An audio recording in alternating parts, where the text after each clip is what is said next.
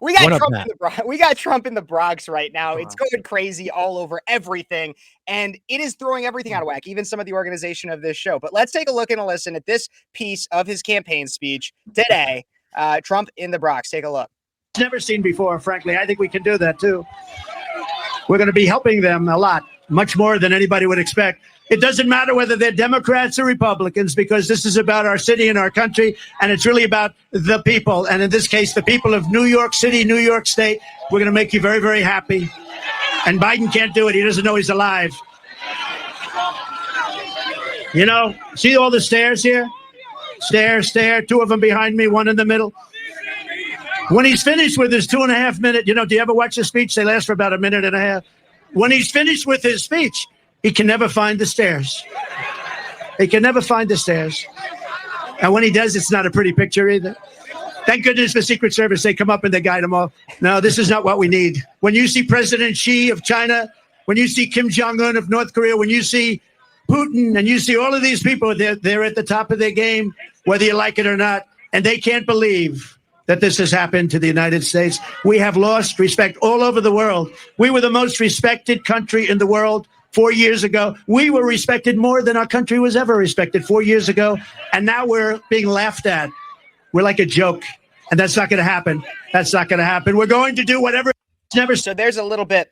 Mr. Trump spitting fire in the Bronx. He had so many different things he said there, and obviously you might not even remember all of it, but I have my thoughts, but I want to get your guys' first about the rally in the Bronx, about what Trump has to say, how he presents himself, even in the deeply, or at least presumed deeply liberal area of the Bronx. What are your guys' thoughts? Well, first, I'm going to say, Kevin, those are a lot of assumptions that it's deeply liberal. It may have been. That's why I say presumed. Exactly. Presumed. But if you saw this line of people trying to get into the rally, let me just pull this up because this is absolutely incredible. Mm-hmm. And by the way, AOC, it's her district. It's literally her district. So he did it right in the middle of the devil's lair. And that's what I'm going to call it, in the devil's lair.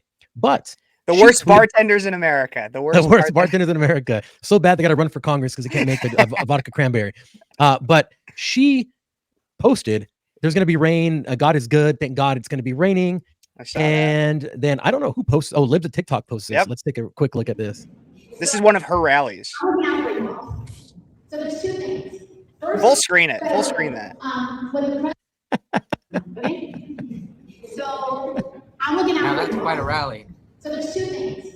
First, federally. Oh my God. The president's marijuana related executive. Okay. All right. Now let's just compare that to the guy who said.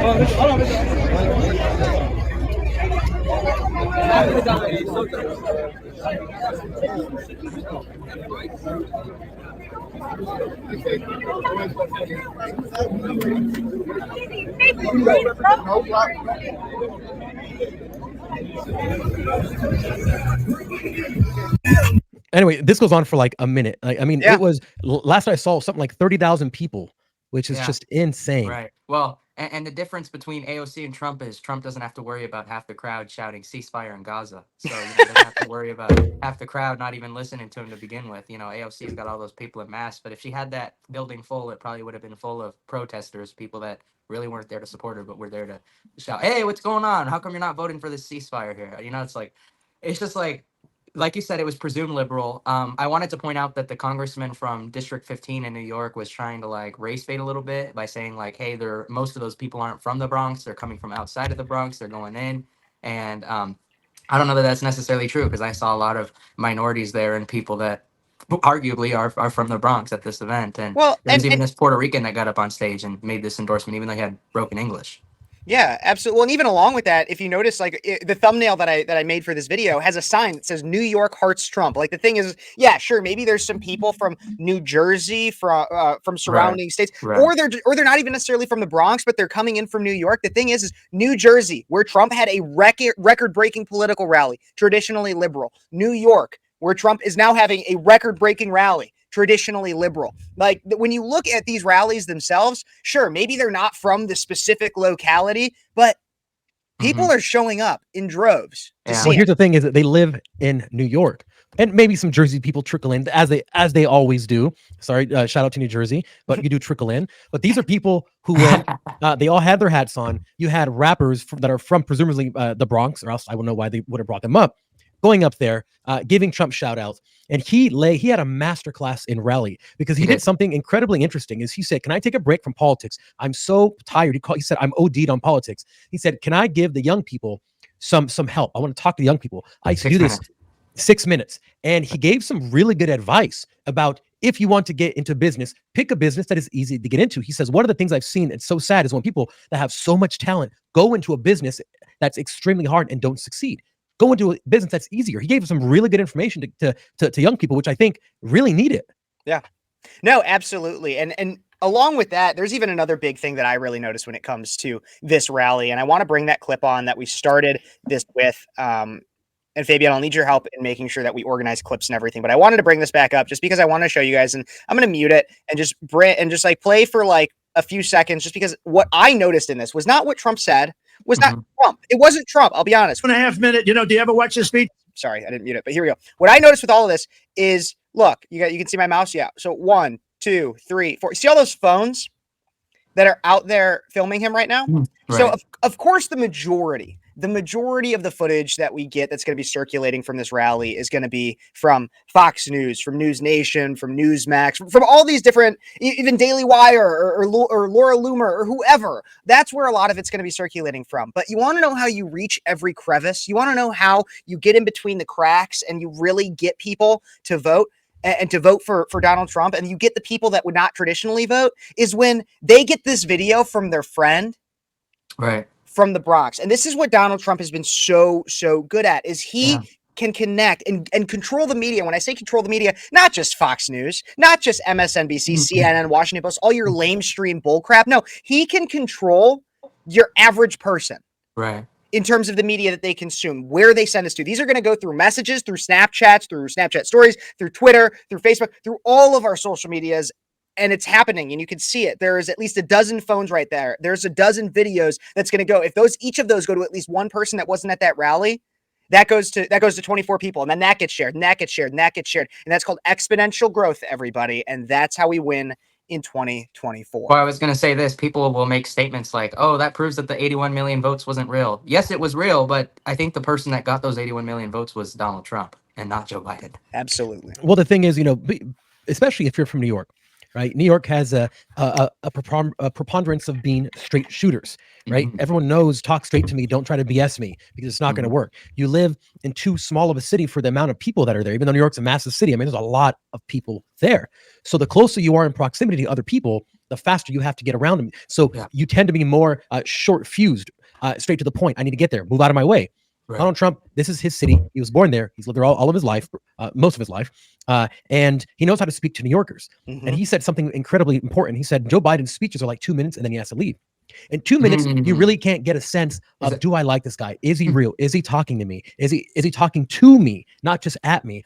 And Donald Trump, he has these very long rallies. I think it was well over an hour. I've never seen him do under an hour, but he interjects comedy with stories. He read poetry. He gave young people business advice. He talked about the old heads and these old New York real estate and developers. And so he did a little bit of every single thing that you can do. He talked about his record, about how America's failing, but that he's going to fix. It was everything in an arc that you would think should be in the speech, and not like a Joe Biden, I'm going to fall down and talk for 2 minutes and then leave. Right. And I don't know if he meant that literally or not. When he said 1.5, 2.5 minutes, I wonder if he meant that that's as long as he can be coherent for, and then the rest of the speech just sucks.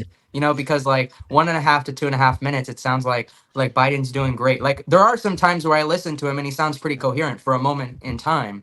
But then, eventually he'll start, slipping up. He'll start saying things that don't make sense, including that he was the vice president during the pandemic. Just stuff like that will start to slip into the speech. And then, next thing you know, nobody knows what the hell he's talking about. And I was worried that, like, at the State of the Union, he sounded like a drugged up guy, because I think what they're trying to do is like push him, make him to sound like he's really energetic. Like he's not Grandpa Joe. He's got like a middle-aged spirit. Like this guy actually can handle presidential politics. He can handle giving speeches. He can handle doing debates. That's why he's like, make my day, pal, or whatever, what he said to Trump. Yeah, he does these Clint Eastwoodisms. Exactly. That's what he does. That's his way of being tough. Like, I'm going to get you, sucker.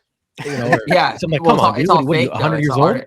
It's just completely artificial. That's why I'm like, towards the end, they're going to put a lot of energy into this guy. They're going to make Joe look really energetic. They're I don't going to know how literally they're gonna put do it. energy into him. Well, They're and really gonna put and energy that's in it. I don't know if the they're gonna thing. put a bunch of monsters in him or drugs or whatever they're gonna do. Well, and that's the thing, though, and maybe I could pull this up real quick because I know it was not in our show plan. I'll go off script just as much as Trump does. Trump loves to go off script. He never sticks to the teleprompter. But we had this ad. I don't know if you guys saw this in the last week. We had this ad in the last week that Trump. It was a crowdsourced ad. It was not made by the Trump campaign, and in it, briefly, it said something. There was a news headline that was part of B-roll that said a unified Reich. I don't know if I can, maybe Fabian or somebody could find that ad real quick. We could pull it up. We could play it.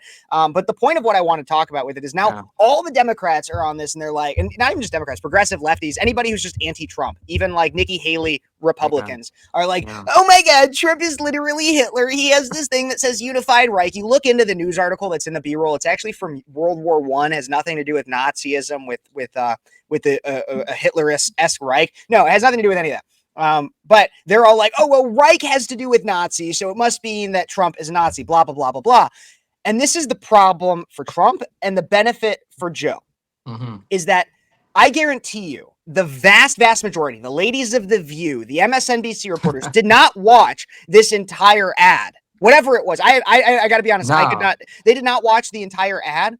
But they are focusing on this 2 to 3 seconds. And so that's exactly what happens is they'll focus on the 2 to 3 seconds that Joe sounds like he can actually get a sentence out. And then they'll also focus on the 2 to 3 seconds that's Donald Trump saying that Hannibal Lecter was a very nice guy. He had friends for dinner. And they'll focus on that. And then they won't hear the minute and a half before that talks about how we need to bring back insane asylums. Basically, it talks about the mentally ill and how he's making a joke, and that's the problem. That's why you have Democrats out there. It's ads like that because they take everything out of context and then do not do their research, and that's the problem that we're seeing. And that's why Donald Trump fails with even the average person who just wants to watch CNN, maybe just to get like a dose of the news, and then they get a whole propaganda idea shoved down their throat. Right. They don't get news. They get an opinion piece. That's what they get from all these people that are just unhinged. And we know that The View is unhinged, especially if they didn't have a problem with, the WNBA, this idea of these women players being successful and how they need to get their fair share and they need to be paid just like men. But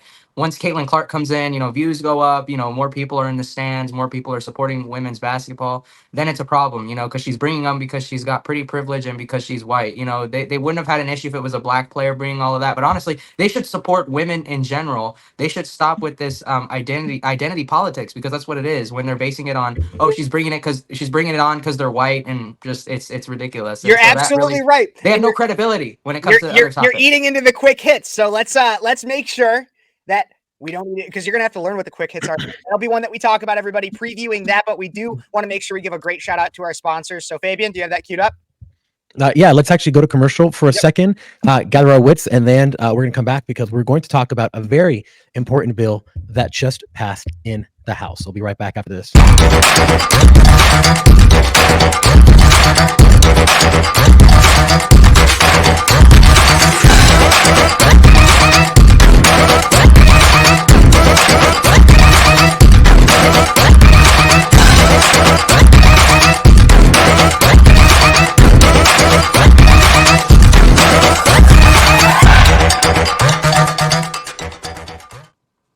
And guys, I do want to give a shout out to the people who help us pay the bills. Freedom Water, freedom20.com. They're an incredible water company that really stands for the First Amendment. They help us do what we do and bring you this show and produce it, and give you all the news that the mainstream is not going to give you, with the sides of opinion and independent thought that you're not going to get at a lot of places out there. So make sure you do support them. They have incredible water. They have reverse osmosis, UV treated, and Kevin, is there something it doesn't have? There's from what I understand, there's no fluoride in this water. There's no fluoride in this water. So it's not turning the frogs gay. It's not turning the fish gay. It's not turning you gay. Yeah. So I don't know what else you would want out of it. No microplastics in your testes. Buy some of this for your gay friends, because you probably need it. There you go. So make sure you go to freedom20.com/USA